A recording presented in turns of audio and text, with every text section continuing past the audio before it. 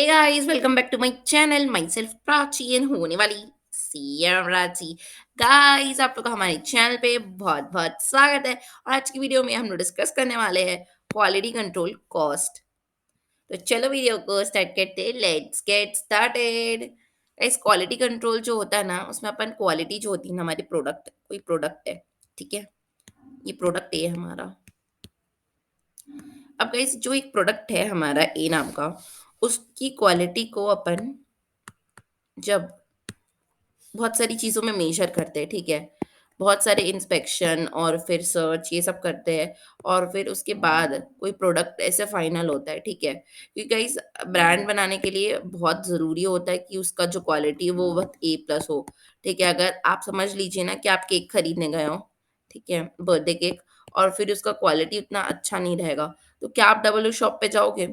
क्या आप वो केक खरीदोगे? क्योंकि गाइस आजकल की ज़माने में, मतलब अभी की दुनिया में तो ऐसा हो गया कि जो प्राइस है वो कोई वो नहीं करता, लाइक कोई रोल प्ले नहीं करता। हर जगह पे सेम टाइप के कॉस्ट पे सब सामान मिल जाता है। आप जाओगे केक लेने तो आपको 400 450 500 की रेंज में कहीं न कहीं सेम केक मिल जाता है। ठीक है, बस वो डेकोरेशन एंड लुक्स की बात है, बाकी तो बस रहता है, ये सब जगह मिल जाता है। तो आप क्या सोचोगे कि 400 में मैं अगर यहाँ से केक खरीद रही हूँ और वो अच्छा टेस्ट नहीं आ रहा है या फिर उतना मज़ेदार नहीं है जितना उसकी कॉस्ट है, तो आप कहीं और से खरीद लोगे। ठीक है, इसका कोई वो नहीं है कि यार नहीं यहाँ से ही खरीदना है, बस एक ही तो दुकान है, शहर में है ही नहीं और कोई दुकान, ऐसा तो होता नहीं है।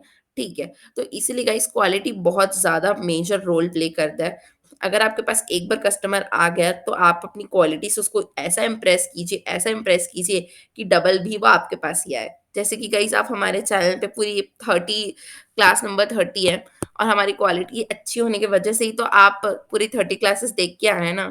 तो वही बात हो जाती है गाइस, हम अपने प्रोडक्ट को इतना कस्टमाइज़ इतना अच्छा बनाते हैं कि आप हमेशा अपने आप आते हो चल के यहाँ पर, ठीक है? तो क्वालिटी ऑल दैट मैटर्स, ठीक है? उसके बाद गाइस अपन थोड़े टेक्निकल डेफिनेशंस देख लेते हैं।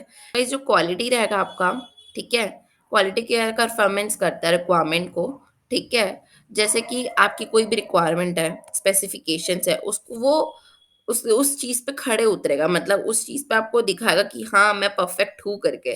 ठीक है, क्वालिटी जो रहेगा वो प्रोडक्ट की फिटनेस को करता है, जैसे गाइस हम लोग फिटनेस के लिए काम करते हैं, वैसे प्रोडक्ट की फिटनेस के लिए क्वालिटी काम करता है। ठीक है, और उसी से जो कस्टमर रहेगा उसकी सैटिस्फैक्शन होती है। ठीक है, अगर एक कस्टमर सैटिस्फाई होना चाहता है, तो वो प्रोडक्ट की फिटनेस से खुश होगा, तब तो सैटिस्फाई फ़ील करेगा ना। ठीक है? अब मैं बताऊँगी कि क्वालिटी कंट्रोल क्या होता है। तो ऐसे ही कोई प्रोसीजर या सेट ऑफ प्रोसीजर, ऐसा कोई प्रोसीजर या सेट ऑफ प्रोसीजर जो कि डिज़ाइन इसीलिए किया गया है ताकि हम देख पाएँ कि हमारे जितने भी प्रोडक्ट मैन्युफैक्चर हो रहे हैं, वो सही हो रहे हैं, वो अप टू द क्वालिटी है, वो अच्छे हैं। ठीक है? जैसे कि गाइस आप बहुत सारे प्रोडक्ट होते हैं जिसमें ना बहुत सारे मार्क होते हैं, जैसे कि गोल्ड में मार्क होता है, उसकी प्योरिटी और उसकी क्वालिटी चेक करने के लिए, वैसे ही खाने में होता है, वैसे ही सब चीज़ में गाइस अलग-अलग जगह पे अलग-अलग के हिसाब से क्वालिटी कंट्रोल होता है।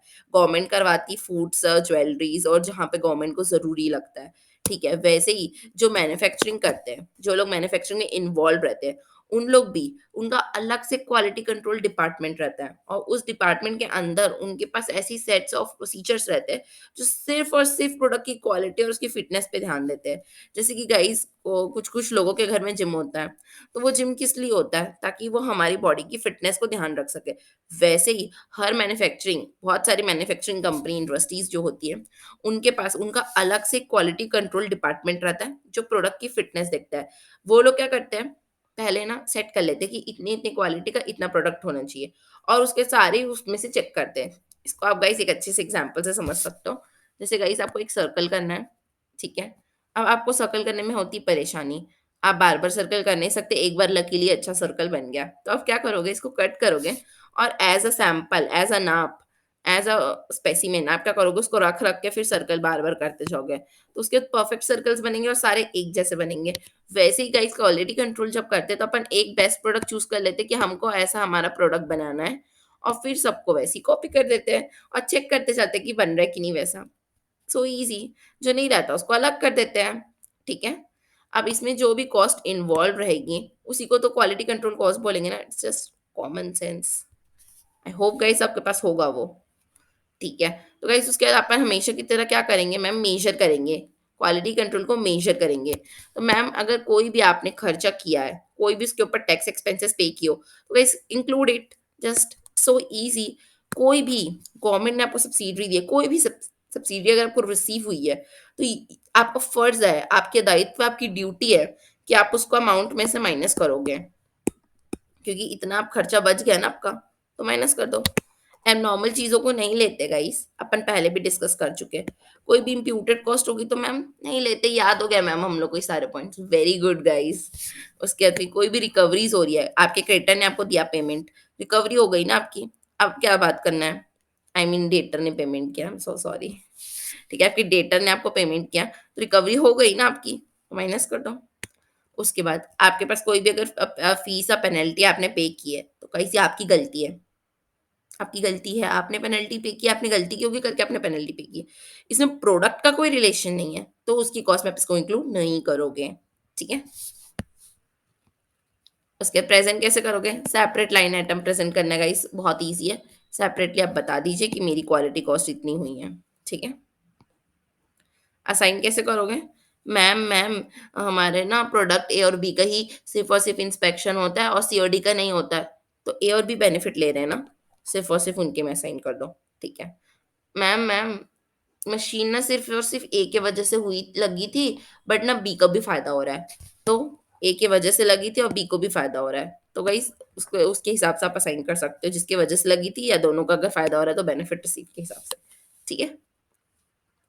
देन डिस्क्लोज क्या करोगे, क्या बताओगे सबको, हम बताएंगे कि हमारा कॉस्ट ऑब्जेक्ट किसके बेसिस में है, किस बेसिस में हमने असाइन किया है, हमारे पास कोई पुरानी खर्चा है उसको अगर है तो फिर बताओ, मैम हम लोग स्टैंडर्ड कॉस्टिंग से डील करते हैं, बताओ फिर, ठीक है। कोई भी खर्चा किए हो, फाइनेंस इंटरेस्ट पे किए हो, मैम किए हैं, बताओ ना तो फिर कर क्या रहे हो। उसके बाद कोई भी सब्सिडी रिसीव हो रही है, प्लीज बता दो, ठीक है। फॉरेक्स में एक्सचेंज में डीलिंग कर रहे हो, हाँ मैम, तो बता दो, ठीक है। तो ये कुछ डिस्क्लोजर है जो कि हमेशा की तरह बिल्कुल कॉमन है, ठीक है। तो आई होप गाइस आपको वीडियो अच्छी लगी होगी, अगर वीडियो अच्छी लगती तो प्लीज लाइक कीजिए, बहुत अच्छी लगती तो सब्सक्राइब कीजिए और अपने फ्रेंड्स के साथ शेयर कीजिए। Thank you so much for watching this video, bye guys.